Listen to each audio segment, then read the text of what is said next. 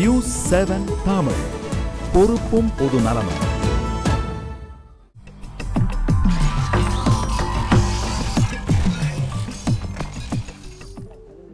மீண்டும் சந்திக்கிறேன். கேள்வி நேரம் நிகழ்ச்சிக்காக வரதட்சணை கொடுமை தடுப்பு சட்டம் பெண்களால் தவறாக பிரயோகிக்கப்படுகிறதா, இது குறித்து தான் வாதித்துக் கொண்டிருக்கிறோம். பல தளங்கள்ல இந்த வாதம் பயணித்துக் கொண்டிருக்கிறது. தொடர்ந்து வாதிக்கலாம். நீங்க சொல்லணும் இல்ல, அவங்க சொன்னதுல ஒரு முக்கியமான கருத்தியல் இருக்கிறதா நான் பார்க்கிறேன். என்னன்னு கேட்டீங்கன்னா, இன்றைக்கு நீதிபதி கொடுத்திருக்கிற தீர்ப்பிலேயே கூட நிறைய பேர் விடுதலையாகி விடுகிறார்கள்.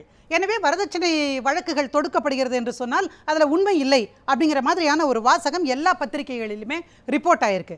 நான் என்ன கேட்குறேன், அப்போ விடுதலையான வழக்குகள் அனைத்திலுமே எதனால் விடுதலையாகி இருக்கிறது அப்படின்னு ஒரு நீதிபதி சொல்லியிருக்கணுமா இல்லையா? எந்த நீதிபதி கீழ்கோர்ட்டில் தீர்ப்பு கொடுத்தாரோ இது பொய், இந்த வழக்கு பொய்யாக ஜோடிக்கப்பட்ட வழக்கு அப்படின்னு யாரும் சொல்லலை. ரெண்டு பேரும் காம்ப்ரமைஸ் ஆகி போயிட்டாங்க, அதனால கேஸ் க்ளோஸ்ட் அப்படின்னு சொல்றாங்க. எனவே குற்றம் நிரூபிக்கப்பட முடியாது.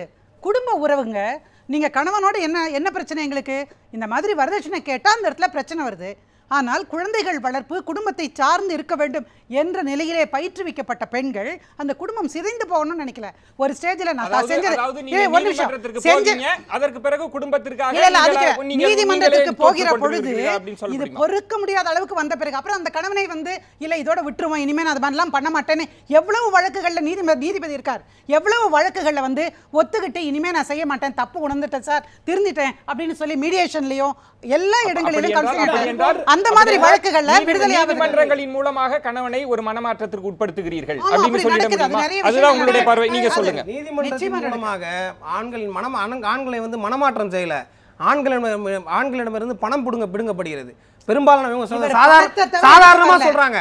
காம்ப்ரமைஸ் ஆயிட்டு நீங்க ஒரு ஒட்டுமொத்தமாக ஒரு குடும்ப வாழ்க்கையே பெண்களையே அவர்களும்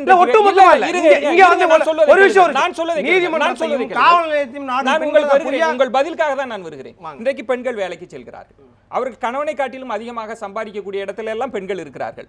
ஒரு பணத்திற்காக மட்டுமே நான் இவனை விட்டு விலகுவேன் என்று சொன்னால் அவர்களுக்கு அந்த குடும்ப உறவே தேவையில்லையே சார். பெரும்பாலான புகார்கள் பொய்யாக கொடுக்கப்படுகிறது, பணத்திற்காகவே கொடுக்கப்படுகிறது. அதன் காரணமாகத்தான் அதன் காரணமாகத்தான் நீங்க காம்ப்ரமைஸ் நடக்குது. மற்றபடி அவங்க காம்ப்ரமைஸ் பண்றதுக்கான வாய்ப்பே கிடையாது. அவங்க என்ன இதுல போலீஸ் காவல் நிலையத்தில் புகார் கொடுத்து இவங்களை கைது செய்து அதன் பிறகு காம்ப்ரமைஸ் ஆகி திரும்ப இவங்க கூட சேர்ந்து வாழ போறாங்களா? கிடையாது. இந்த காம்ப்ரமைஸ் அங்க விவாகரத்து வழக்கில் ஒரு பெரும் தொகையை பணமாக பெற்றுக்கொண்டு அதன் பிறகுதான் காம்ப்ரமைஸ் செய்யப்படுது. இதுக்கு முன்னாடி இன்னொன்னு சொன்னாங்க, இவங்க டிஸ்ட்ரிக்ட் வெல்ஃபேர் ஆஃபீஸர் இருக்காங்க, புகார் அவங்கள்ட்ட போகுது, அதன் பிறகுதான் அவங்க தீவிர விசாரித்து அதன் பிறகுதான் கைது செய்யப்படுறாங்கன்னு சொல்லிட்டு. பெரும்பாலான புகார்கள் வரதட்சணை மட்டுமே அந்த புகாரில் இருந்தால் மட்டுமே தான் அந்த புகார் சோஷியல் வெல்ஃபேர் ஆஃபீஸர்கிட்ட போகும். அனைத்து புகார்களிலுமே வரதட்சணை மட்டுமே வரதட்சணை மையமாக மட்டுமே வைத்து கொடுக்கப்படுவதில்லை. பெரும்பாலான அனைத்து புகார்களிலும் இவர்கள் வேறு விதமாக அவர்களை கொடுமைப்படுத்தியதாகவும் செக்ஸ் டார்ச்சர் கொடுத்ததாகவும்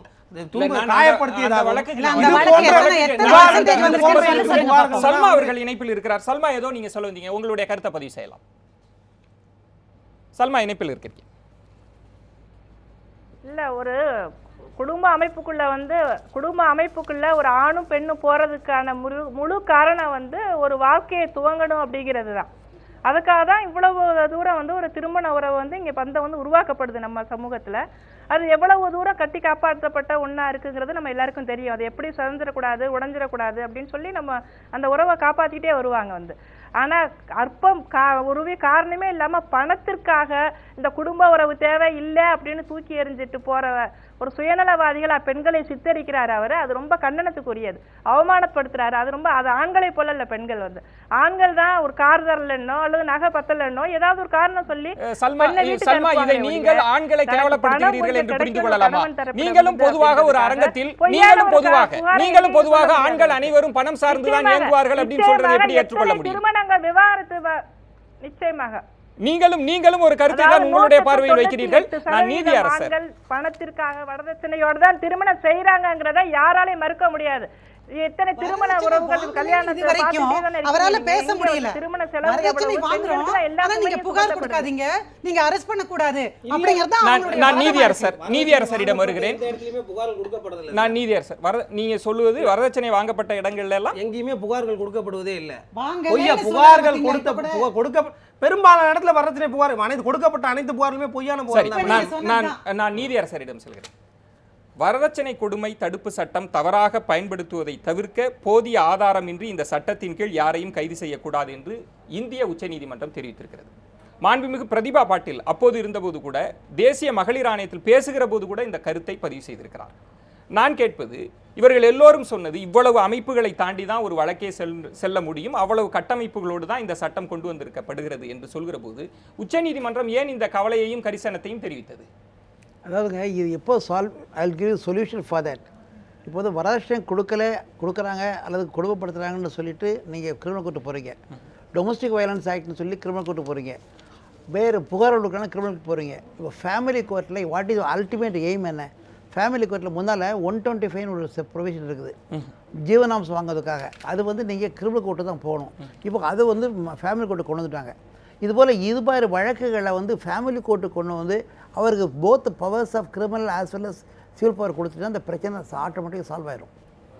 ஏன்னா விசாரணை நடந்த பின்பு அங்கே 2-3 ஸ்டேஜஸ் இருக்குது. சால்வ் சொல்கிற மாதிரி முதல்ல கவுன்சிலிங் ஸ்டேஜ், அதற்கப்புறம் கவுன்சிலிங் தாண்டி வரும்போது என்ன பண்ணால் மன உளைச்சலாக பிரிகிறோம். சார் சொல்கிறாங்க நிறைய பணம் கொடுக்குறாங்கன்னா பணம் எதுக்கு கொடுக்கப்படாதுன்னா பெர்மனண்ட் அலுமினியம் ப்ரொவிஷன். அந்த பெர்மனண்ட் வேணாம் அப்படிங்கிறதுக்காக தான் ப்ரொவிஷன் அந்த பணம் கொடுக்குறாங்க ஒழிய இது அது கொடுக்கக்கூடிய பணத்தை ரெக்கார்ட் பண்ணி தான் கொடுக்கணும்னு நான் நினைக்கிறேன். I do not know unless record பண்ணது புரியும். ஒரு நிமிஷம், நீதிமன்றத்தில் ரெக்கார்ட் பண்ணாமல் எதுவும் கொடுக்க முடியாது. சப்போஸ் நான் 10 லட்சம் வேணும்னு கேட்டால் கொடுக்கறதுக்கு என்ன வசதி இருக்குன்னு பார்ப்பாங்க, எதுக்கு கேட்பாங்க. ஸோ என்ன பண்ணுறாங்கன்னா ஒரே வழி என்னென்னா பெர்மனண்ட் அலிமனி அண்ட் டெம்பரரி அலிமனின்னு இருக்குது. Temporary, you should go on paying every month alimony to the family and the children for education. சரி, என்னால் கொடுக்க மாட்டேன், I am prepared to pay so much in lump sum அப்படின்னு சொல்லும்போது அந்த பணத்தை ஃபிக்ஸ் பண்ணுறாங்க. அதை ஃபிக்ஸ் பண்ணுறதுல நீதிபதிக்கு எந்த விதமான அனுமதியோ அல்லது ஃபிக்ஸ் பண்ண சொல்லக்கூடிய உரிமையோ கிடையாது.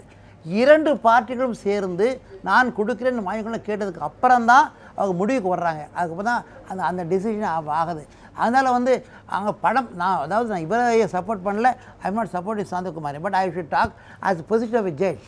See, we are trying to save the family. Either you live together or if you want to go, okay, go out, but provide some maintenance for the lady. She will not go and beg in the street. Her children cannot go to the orphanage. Therefore, to provide them education, if you are capable of doing it, do that. அது நம்முடைய இந்து தர்மத்தின் அடிப்படையிலே அது நினைவுக்கப்படுகிறது. நிச்சயமாக இந்த தலைப்பு சார்ந்து இந்த கட்டத்தில் இந்த வாதத்தை நான் இந்த இடத்துல நிறைவு செய்யணும். அடுத்த கட்டமாக நம்ம பாலியல் தொல்லை தடுப்பு சட்டம் குறித்தெல்லாம் நம்ம வாதிக்க இருக்கிறோம். இறுதியாக, ஏன்னா இதே ஒரு நீதிபதி தான் இந்த கருத்தை தெரிவித்திருக்கிறார், இந்த சட்டம் என்பது வரதட்சணை கொடுமை தடுப்பு சட்டம் என்பது தவறாக பயன்படுத்தப்பட்டிருக்கிறது என்று உங்களுடைய அனுபவத்தில் இருந்து. ஏன்னா இறுதியாக விளம்பர இடைவேளைக்கு போறதுக்கு முன்னாடி நான் கேட்பது தவறாக பயன்படுத்தப்பட்டிருக்கிறதா இல்லையா? I have also disposed of cases where it has been wrongly used. The famous case is one where ஒரே ஒன்று சொல்லி போடுறேன்.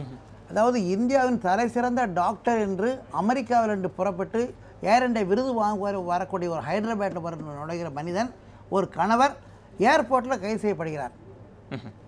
அதாவது கம்ப்ளைண்ட் கொடுத்தது மனைவி. என்ன சொல்கிறாங்கன்னா, என்ன அது இவ்வளவு மனைவி எங்கே இருக்கா, அமெரிக்கா போவே இல்லை, she was here all along. அப்படி அமெரிக்காவில் நடந்த ஒரு விவகாரத்துக்காக வரதட்சணை கொடுமைன்னு சொல்லிட்டு அரெஸ்ட் பண்ணுறாங்க. அல்டிமேட்டாக அப்புறம் வழி இல்லாமல் வி செட்டில் த மேட்டர். இது தவறாகவும் பயன்படுத்தப்பட்டிருக்கிறது. ஆனால் உங்கள் பார்வையாக, நான் பொதுத்தன்மையாக விவாதத்தினுடைய மைய கருத்தாக வைக்கல, உங்களுடைய பார்வையாக எத்தனை விழுக்காடுகள் தவறாக பயன்படுத்தப்படலாம் என்று நினைக்கிறீர்கள்? உங்களுடைய பார்வையில் நான் கேட்கிறேன். வாழ்க்கையை விழுக்காடுகள் பார்த்து பார்வது நல்லதுன்னு நினைக்கிறேன் நான். தீர்ப்பு நீங்க தீர்ப்பு ஒரு முறை you give right or wrong, say right or wrong. இது ரைட்டாகவும் இருக்கலாம், ராங்காகவும் இருக்கலாம். 30% ரைட் 30% தீர்ப்பு இருக்க முடியாது. நிச்சயமா நம்ம தொடர்ந்து அடுத்த கட்ட தலைப்பு சார்ந்து நம்ம வாதிக்கலாம். ஒரு சிறிய விளம்பர இடைவேளைக்கு பிறகு நாம் தொடர்ந்து வாதிக்கலாம். காத்திருங்கள்.